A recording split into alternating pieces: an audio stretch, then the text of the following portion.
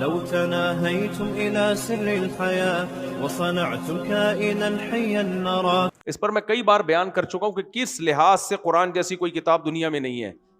کس لحاظ سے؟ چند پوائنٹ جلدی جلدی بتا دیتا ہوں. دنیا میں ایسی کوئی کتاب آپ کسی ملحد سے پوچھیں جو ایتھیسٹ ہو نا, دہریہ ہو, جو قرآن کو نہیں مانتا اور بہت بڑا پروفیسر ہو, پڑھا لکھا ہو, کہ یار تو ایک بات بتا, دنیا میں سب سے زیادہ کون سی بک ہے جو پڑھی جاتی ہے؟ ریسرچ کر کے بتا. وہ کہے گا بغیر ریسرچ کے بتا دیتا ہوں, سب سے زیادہ کون سی پڑھی جاتی ہے؟ بولتے کیوں نہیں ہو, جلدی جلدی بولو نا. قرآن. کہے گا بغیر ریسرچ کے بتا دیتا ہوں, کیونکہ اس پہ ریسرچ کی ضرورت ہی نہیں ہے. سب سے زیادہ وہ نہیں مانے گا قرآن کو, لیں گے کہ پڑھی سب سے زیادہ کون سی جا رہی ہے؟ قرآن. آپ اس سے کہیں یار دنیا میں کون سی ایسی کتاب ہے جو بغیر سمجھے بھی پڑھی جاتی ہے؟ وہ فوراً کہہ دے گا, آنکھ بند کرتے ہی. ہوگا ملحد, قرآن کا دشمن ہوگا, لیکن کہے گا بھائی کون سی کتاب ہے؟ قرآن. آپ اس سے پوچھے اچھا یہ بتا سمجھ کے کون سی کتاب دنیا میں سب سے زیادہ پڑھی جاتی ہے؟ فوراً جواب میں کیا کہے گا؟ قرآن ہے. آپ اس سے کہیں دنیا میں کون سی ایسی کتاب ہے جو 1400 سال گزر گئے لیکن اس کتاب میں ایک حرف کا بھی اختلاف نہیں ہے, ایز اٹ از چلی آ رہی ہے. پوری دنیا میں جہاں پڑھی جاتی ہے زبر زیر پیش کی ذرا سی کوئی غلطی کرے گا پیچھے سے لوگ اس کو ٹوکتے ہیں. اس میں مسلمانوں کا, کروڑوں لوگوں کا کوئی اختلاف, 1 ارب سے زیادہ مسلمان ہے نا, کوئی اختلاف نہیں ہے. ایسے 1400 سال سے حفاظت سے چلی آ رہی ہے. کوئی اور کتاب ہے جس کی 1400 سال میں ایسی حفاظت ہوئی ہو؟ فوراً جواب میں کیا کہے گا؟ نہیں. قرآن کے علاوہ کسی کو یہ مقام حاصل بولو نہیں ہوا.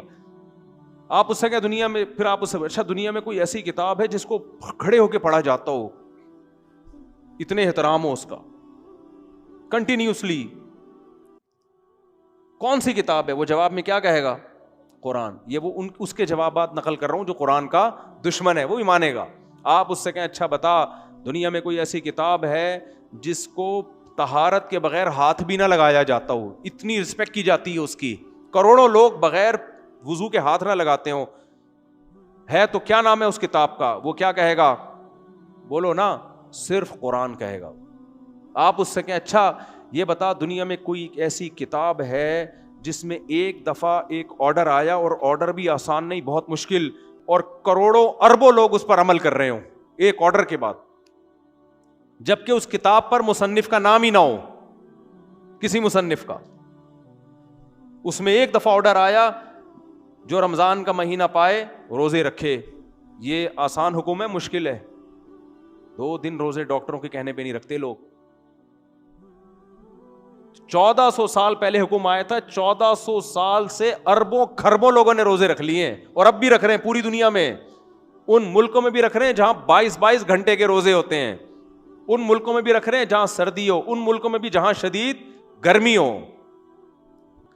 آپ کہیں دنیا کی کوئی ایسی کتاب جس نے, کوئی ایسا قانون جس نے کہا شراب انلیگل ہے اور کروڑوں لوگوں نے چھوڑ دی ہو, انلیگل کہتے, کوئی ہے کتاب؟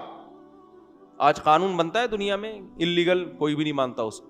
قرآن نے ایک دفعہ کہا حرام, جن لوگوں کو کہا وہ شراب کے دھتی تھے, اس دن سے انہوں نے ایسا حرام سمجھا, 1 ارب 22 کروڑ مسلمان اب تک کیا سمجھ رہے ہیں؟ حرام, اور ان میں میجورٹی اب تک بچتی ہے.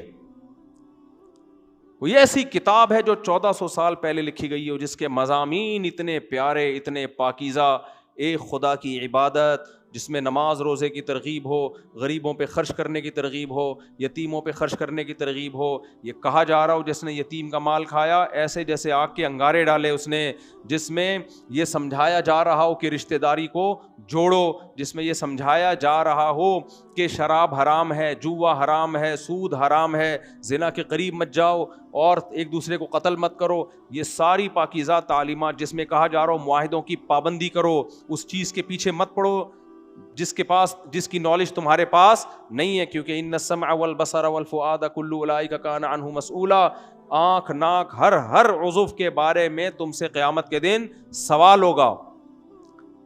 ایسی پاکیزہ تعلیمات دنیا میں کسی مذہب کے پاس, کسی کتاب کے پاس نہیں.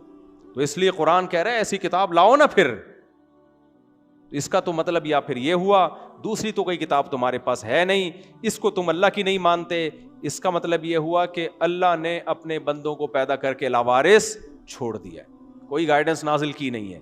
اس لیے اللہ فرماتے ہیں تم بھی لاؤ اس جیسی کتاب کیا ایک صورت نہیں لا سکتے.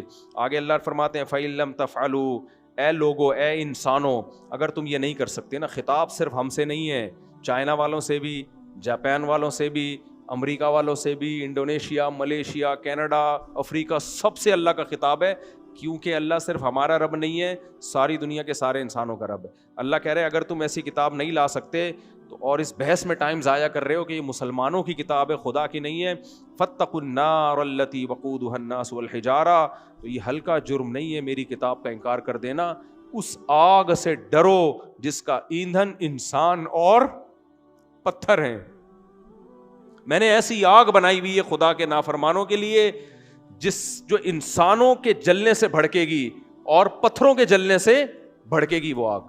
اس آگ سے ڈرو. پھر کیوں اللہ دھمکی دے رہا ہے؟ اس لیے کہ خدا کی باتوں کا انکار، یعنی اللہ کو آپ ہلکے میں لے رہے ہو. کوئی بہت بڑا طاقتور آدمی آپ کو دھمکی دے کے جائے اور آپ پڑے ہوئے خراٹے لے کے سو رہے ہو، اس میں وہ اپنی انسلٹ محسوس کرے گا کہ نہیں کرے گا؟ وہ اگلا پیغام جو آپ کو دے گا وہ کہے گا بھائی تو نے مجھے بہت ہلکے لے لیا ہے، تو نے مجھے بہت ہلکے لے لیا ہے، میں اتنا ہلکا ہوں نہیں.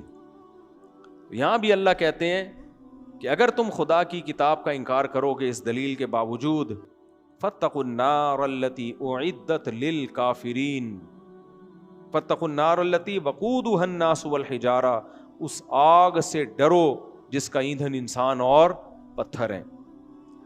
وبشر الذین آمنوا وعملوا الصالحات، اور اگر تم اس کتاب پر ایمان لاتے ہو اور صرف ایمان نہیں لاتے، اس میں جو اچھی باتیں لکھی ہے اس پر عمل بھی شروع کر دیتے ہو. وہ عمل کیا ہے؟